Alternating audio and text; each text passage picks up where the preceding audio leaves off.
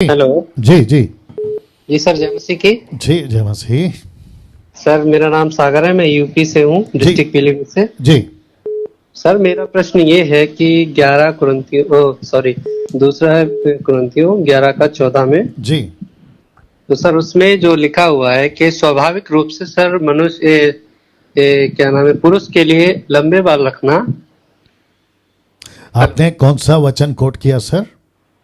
Sir sorry, मैं second कुरिन्थियों बोल गया, लेकिन पहले कुरिन्थियों में ओके ओके, आपको पता है ना भैया, मेरी बात सुन लो, आपको पता है ना, आप लोगों को अगर दिक्कत होती है डायरेक्ट पूछने में तो पेपर पे लिख लिया करो, पहला कुरिन्थियों 11वां अध्याय वचन 14 ऐसे लिख लिया करो, ठीक है? जी जी जी। जी बोलिए।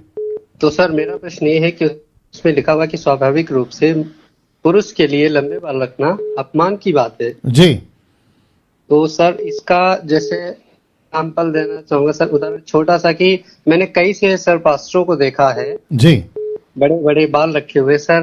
तो इसके विषय में मेरा ये सर मन में कुछ था, तो मैंने आपसे इस प्रश्न को आपके सामने रखा। जी, आप कितने साल से बाइबल पढ़ रहे हैं? जी आप कितने साल से बाइबल को पढ़ रहे हैं? सर मैं 3 साल से पढ़ रहा हूँ। ओके, और आप मसीह कब से हैं? जी सर। आप मसीह कब से हैं? मसीह भी सर 2016 से हूँ सर। ठीक है, और आप दिन में कितनी बाइबल पढ़ते हैं? दिन में सर 4 से 5 चैप्टर। ओके, उसको और बढ़ाओ, ठीक है? जी आप कम से कम 10 चैप्टर पे जाइए, 10 चैप्टर पढ़ने का आपका जो ओके लिमिट सर। है उसको बढ़ाइएगा। नाउ आपका नाम क्या बताया आपने?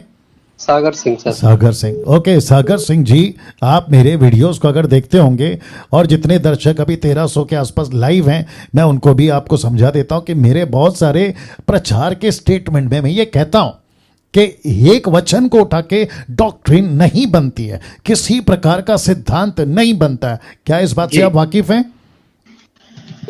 आपको पूछ रहा हूं, क्या आप इस बात से वाकिफ हैं?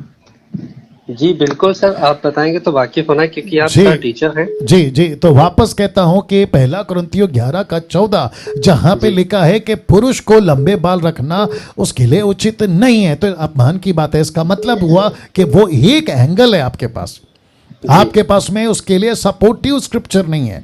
दूसरे शब्दों में इस एक वचन को उठा के किसी प्रकार का डॉक्ट्रिन नहीं बना सकते, ये आपको समझना जी होगा। ओके नाउ, अब आपको ये भी पता है मत्ती 28 का 18 आपको याद है वहां पे क्या लिखा है? मैं आपको जी बता सर। देता हूं।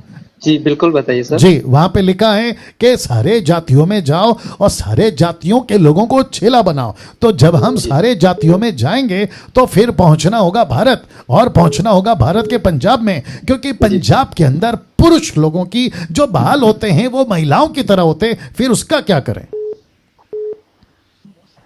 जी सर। पुरुष के बाल होते हैं महिलाओं की तरह। जी, उसका क्या करें? पंजाब जी, उसका क्या यानी कि करें? सर वो ज्यादातर सिख लोगों में होता है ना सर। मैं वही तो कह रहा हूं ना सर, तो उसका क्या करें वो पूछ रहा हूं।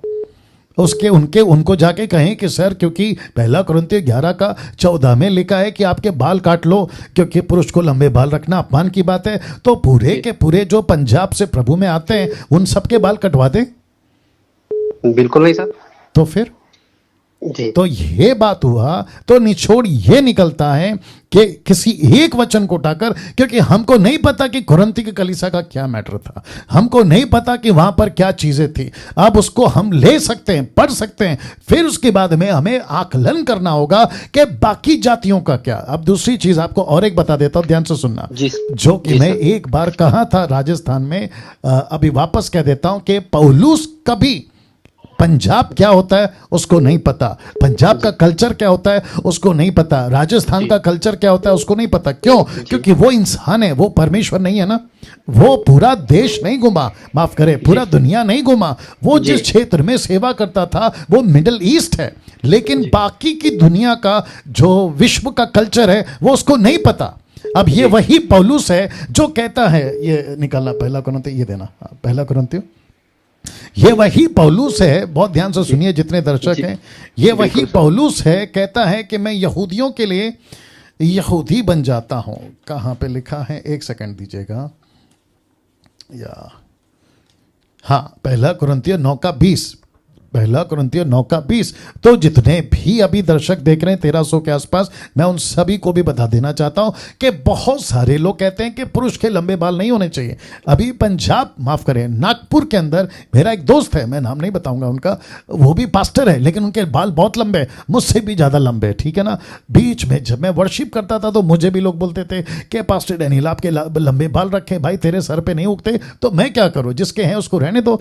तो किसी चीज को लेकर अगर आप डॉक्ट्रिन बना दोगे एक वचन को उठाकर तो दिक्कत हो जाएगी। अभी यही पौलुस क्या कहता है, देखो, कहता है मैं यहूदियों के लिए यहूदी बन जाता हूं। कौन सा वचन पढ़ रहा हूं, पहला कुरिन्थियों 9:20। कहता है मैं यहूदियों के लिए यहूदी बना कि यहूदियों को खींच लाऊं। जो लोग व्यवस्था के आदि नहीं है उनके लिए व्यवस्था के आदि ना होने पर भी व्यवस्था के आदि बना कि उन्हें जो व्यवस्था के अधीन है खींच लाओ। व्यवस्थाहीनों के लिए जो परमेश्वर की व्यवस्था से हीन नहीं परंतु मसीह के व्यवस्था के अधीन हूं, व्यवस्थाहीन सा बना कि व्यवस्थाहीनों को खींच लाओ। मैं निर्बलों के लिए निर्बल सा बना कि निर्बलों को खींच लाओ। मैं सब मनुष्य के लिए सब कुछ बना।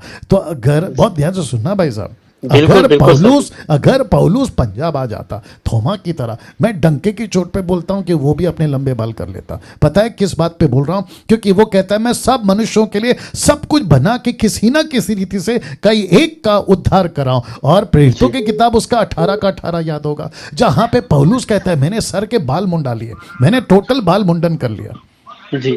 तो ऐसा है। तो वापस कहता हूं, पहला कुरिन्थियों 11:14 को उठाकर किसी प्रकार का डॉक्ट्रिन नहीं बना सकते कि पुरुष के लंबे बाल होने ही नहीं चाहिए, ऐसा स्टेटमेंट नहीं दे सकते सर। बिल्कुल सर। तो सर एक छोटी सी बात मैं और पूछना चाहता हूँ जी। तो अभी जैसे एक डैनियल पॉल सर करके हैं यूट्यूब में, सर आपने शायद देखा होगा। क्या वापस बोलिए। डैनियल पॉल सर वो लगाते हैं, ज्यादा नहीं है।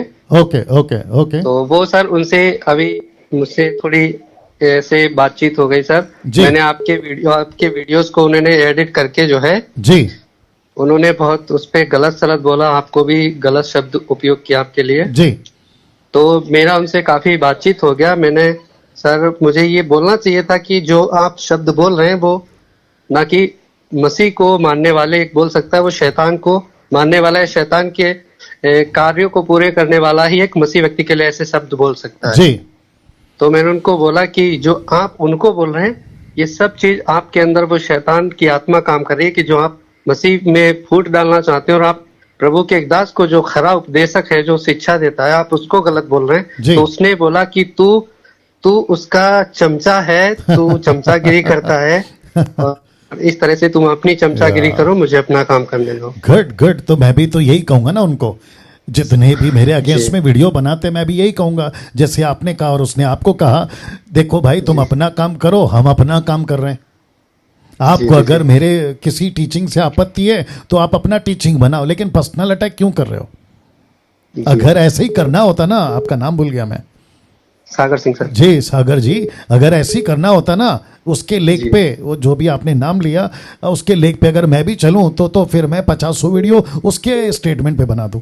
बिल्कुल सर। तो फिर होगा क्या, मसीह समाज में फिर क्या पता चलेगा कि ये मसीह लोग आपस में लड़ रहे हैं। बिल्कुल तो वैसे ही तो उस पे कमेंट भी सर, उस पे कमेंट जो देखे गए थे, मैंने भी खुद देखे कि आप लोग जो ये कर रहे हो कि जब आप लोगों की ये कमेंट्स मान लीजिए नॉन पब्लिक में चले जाएंगे तो फिर उनकी जिंदगी पे, जीवन पे क्या असर पड़ेगा। एग्जैक्टली। और यही तो लिखा है ना, लूका 17:1 में लिखा है कि जिसके कारण ठोकर आती है उसको गले में चक्के का पाट बांध के गहरे समुद्र में छोड़ दिया जाए। ये ऐसे लोगों के लिए है ना। देखो मैं वापस कहता हूं, सागर जी ध्यान से सुनना, और जितने भी 1500 दर्शक है आप भी सुनेगा, जब किसी को मेरा कोई स्टेटमेंट, मेरा प्रचार का किसी भी तरीका का कोई स्टेटमेंट जब समझ में नहीं आता है, आपको क्या करना है, ओके डैनियल ने ये स्टेटमेंट दिया है, अब मैं क्या करूंगा, इसी का एक उत्तर दूंगा अपने तरीके से जो बनाएगा, बट पर्सनल अटैक नहीं करना है। अगर आप पर्सनल अटैक करके मुझे बताओगे कि डैनियल राज आपके स्टेटमेंट का देखो हमने वीडियो बनाकर आपको जवाब दे दिया, तो भैया मैं तो नहीं सुधरूंगा आपके हिसाब से। मेरे को तो प्रभु सुधारेगा वो अलग बात है, और सुधार के ही बिठा है। लेकिन अगर आपकी गलत फहमी है कि डैनियल राज के अगेंस्ट में वीडियो बनाकर डैनियल राज को सुधार देंगे, तो ये तो कभी नहीं होगा। अच्छे अच्छे नहीं सुधार सके, तुम क्या चीज हो। तो ये बात को मैं जैसे कि बोलते हैं कि वो अपने जितने व्यक्ति उसको कॉल करने के लिए फोन करते हैं वो सब पैसे देके खड़े करते हैं अपने कॉल करने वालों को। ओहो तो आपको कितने पैसे दिए मैंने? वही तो सर। या एनीवे कोई बात नहीं, मेरे पास पैसा ज्यादा हो गया। शायद हो सकता है कि अगर उनको भी जरूरत होगी तो वो भी आ जाएं। मैंने तो सर साफ उसमें कमेंट किया कि मैंने कहा शैतान कभी नहीं चाहेगा कि सच्चाई से जो लोग आगे बढ़ना चाहते हैं, जो जानना चाहते हैं वो जान पाए। इसीलिए शैतान किसी न किसी को खड़ा करता है अपने बीच में दीवार खड़ी करने के लिए, यानी ऐसी बातें उत्पन्न करेगा जिससे कि जो सच्चाई आगे आ रही है उसको पीछे। ओके सागर जी, आप बहुत थैंक यू सर। सुनिए आप मुझे इंटरेस्टिंग लग रहे हो और मैं पहली बार आपसे बात कर रहा हूँ। वो बात अलग है कि मैंने आपको मेरी बात सुनो ना भैया, मैंने आपको पैसे नहीं दिए, बट मैं चाहता हूं कि आप मुझे व्यक्तिगत कॉल करना, 777 पे मैसेज छोड़ देना कि मैं वही सागर हूं जिनसे आपसे बात हुई थी। फिर मैं आपको मेरा व्यक्तिगत नंबर दूंगा, उस पे आपसे बात करूंगा, ठीक है? बिल्कुल सर, मैं बहुत उत्साहित था। कम से कम एक सब कॉल कर रहा हूँ, लेकिन सर कॉल जा रही है लगातार, लेकिन बात ही नहीं हो पा रही। अब आज मैंने सर 8 बजे से कॉल लगाना चालू कर दिया था। चलो, देर आए दुरुस्त है। Thank you for calling, God bless. Okay, next call.